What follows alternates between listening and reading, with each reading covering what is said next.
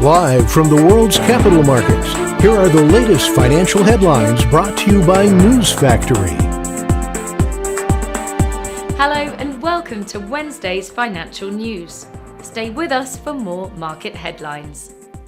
The dollar-yen pair dove 1% in the last session.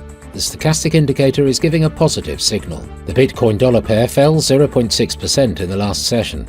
According to the stochastic RSI, we are in an overbought market. The gold-dollar pair rose 0.4% in the last session. The stochastic indicator is giving a positive signal. The oil-dollar pair corrected downwards in the last session, falling 0.2%. The MACD is giving a positive signal. Coming up, the choices from our chief analyst for today.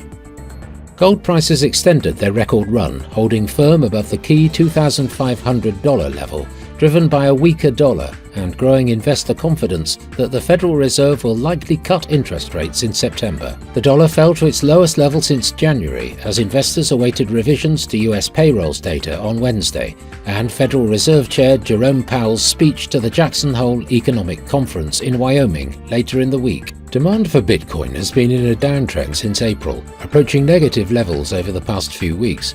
According to data analytics firm CryptoQuant, the apparent demand for the digital asset has dropped from a 30-day growth of 496,000 bitcoins in April to a current negative growth of 25,000 BTC.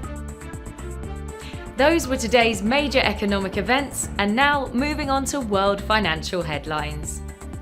The UK's public sector net borrowing will be released at 6 GMT. Japan's foreign investment in Japan stocks at 2350 GMT. The US EIA crude oil stocks change at 1430 GMT. Japan's foreign bond investment will be released at 2350 GMT. Germany's 10Y bond auction at 940 GMT. The US MBA mortgage applications at 11 GMT. We hope that you've enjoyed Wednesday's market outlook. On behalf of all of us here, we wish you a productive trading day. Be sure to join us tomorrow morning for the latest news and events from the financial markets.